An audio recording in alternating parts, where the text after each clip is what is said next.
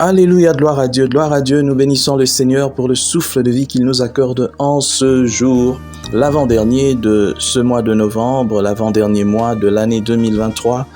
Bientôt, le mois de décembre, le dernier mois, que le Seigneur nous aide à avoir un bilan positif, non pas seulement sur le plan professionnel et autres, mais aussi dans notre marche avec lui de tous les jours. Bienvenue à une minute de prière de ce mercredi 29 novembre 2023.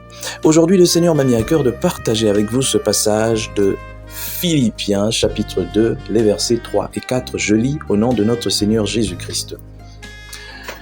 Ne faites rien par esprit de parti ou par vaine gloire, mais que l'humilité vous fasse regarder les autres comme étant au-dessus de vous-même. Que chacun de vous, au lieu de considérer ses propres intérêts, considère aussi ceux des autres. Et j'aime bien la suite de ce passage qui dit « Ayez en vous les sentiments qui étaient en Christ, lesquels n'a pas voulu se considérer comme égal avec Dieu, mais s'est dépouillé. Il s'est dépouillé lui-même en prenant une forme de serviteur, en devenant semblable aux hommes que lui-même avait créés et ayant paru comme un simple homme.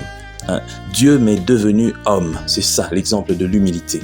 L'humilité est une vertu très rare chez les enfants des dieux aujourd'hui, et même chez les serviteurs de Dieu, ce qui est encore très grave.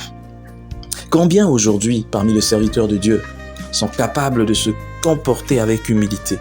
On voit des serviteurs de Dieu qui sont des patrons aujourd'hui.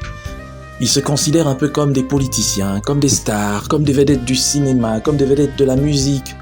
Ils aiment se promener avec des gardes du corps et puis tout ça. Et même dans leur prédication, vous sentez encore l'orgueil, il n'y a pas d'humilité. Même dans leur prédication, c'est toujours eux. On en veut toujours à leur vie. Mais que valent vos vies exactement? Parce que la Bible dit, qu'est donc l'homme pour qu'on prenne garde de lui? Ta vie ne vaut rien, juste fumer. Mais tu as tellement les ailes pour penser que tout le monde veut te faire du mal. Te faire du mal pour gagner quoi? Parce qu'en réalité, c'est seulement parce que tu cites le nom de Jésus que les gens peut-être t'accordent de l'importance. Mais en réalité, tu vaux quoi? Jusqu'à te donner de l'importance jusqu'à ce niveau. Et c'est vraiment regrettable de voir des serviteurs de Dieu commencer à se comporter comme ça, comme des superstars, si je peux dire. Si on commence à se considérer comme une personne très importante, on perd directement sa qualité d'enfant de Dieu. On perd cette qualité, cette vertu de l'humilité. L'humilité, c'est ce qui caractérise tout justement les vrais serviteurs de Dieu.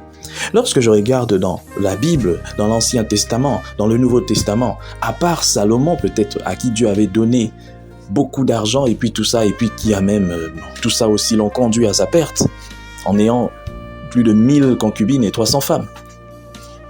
Et puis la vie de Salomon n'est pas une vie qu'on devrait copier. Salomon n'était pas un bel exemple en matière de conduite. Mais tous les serviteurs de Dieu que je vois dans l'Ancien Testament, même dans le Nouveau Testament, c'était des gens qui vivaient une vie désintéressée. Ils vivaient comme ça, juste le minimum et puis tout ça. Il y en a aussi qui étaient peut-être aisés, mais qui n'étaient pas tendancieux, qui ne cherchaient pas à des gloires, je ne sais pas, à se construire des choses, à faire. Ils avaient en tête la mission, l'œuvre de Dieu. Tu ne peux pas en même temps chercher à faire l'œuvre de Dieu, mais en même temps aussi chercher à devenir je ne sais pas comment. Non, si tu veux chercher à devenir riche, à faire un nom, à faire je ne sais pas quoi, lance-toi dans le commerce, lance-toi dans les affaires. Ou alors si tu as fait des études dans un domaine, essaye d'exceller dans ce domaine et qu'on parle de toi.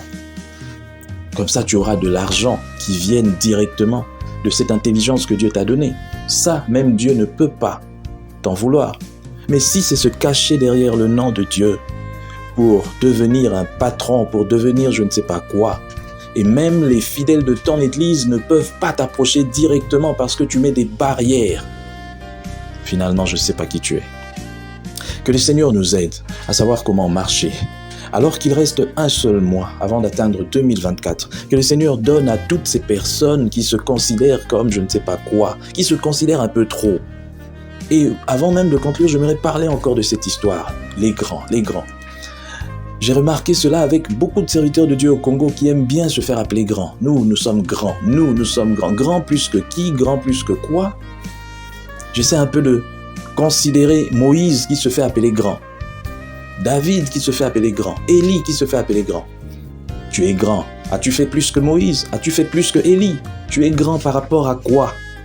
Tout simplement parce que tu as commencé le ministère il y a très longtemps. Mais ton bilan, c'est quoi? Parce que lorsqu'on parle des hommes qui ont un bilan dans l'œuvre de Dieu, on parle de Reinhard Bonnke qui, par exemple, Dieu est passé par lui pour convertir plus de 70 millions d'âmes. Combien en as-tu converti? Combien se sont convertis par toi ou grâce à toi? Pendant que dans ton église, il y en a même qui ne sont pas convertis jusqu'aujourd'hui. Peut-être la moitié de ton église est constituée des pseudo-chrétiens. Mais tu parles de grand, parce que tu as 20 ans, 30 ans dans le ministère, ça ne fait pas de toi un grand. Ça ne fait pas de toi un grand. Le bilan devant Dieu, ce sera par rapport à ton influence sur le monde. Qu'as-tu eu comme influence dans le monde? C'est ça que Dieu va juger. Nous baissons nos têtes pour prier. Éternel Dieu Père très saint, merci de nous rappeler encore aujourd'hui cette parole importante. Aide-nous Seigneur à viser le changement, à viser cette influence, que nous puissions influencer le monde pour que le monde puisse changer. Que nous puissions mettre dans nos têtes que c'est grâce à notre comportement que le monde changera. Que nous puissions mettre en tête que tu nous jugeras par rapport à ce que nous sommes en train de produire comme rendement. Les âmes qui sont sauvées grâce à nous. Aide-nous à être des gagneurs d'âmes par notre comportement, mais aussi par notre ministère. Que gloire te soit rendue. Au nom de Jésus-Christ. Amen. Chers frères et sœurs, dans le Seigneur, vous avez l'occasion de servir Dieu avec votre temps, avec votre intelligence, mais aussi avec vos moyens. Soutenez, restez unis dans 1 minute de prière chaque jour. Écrivez-nous, envoyez vos dons ici. Que Dieu vous bénisse.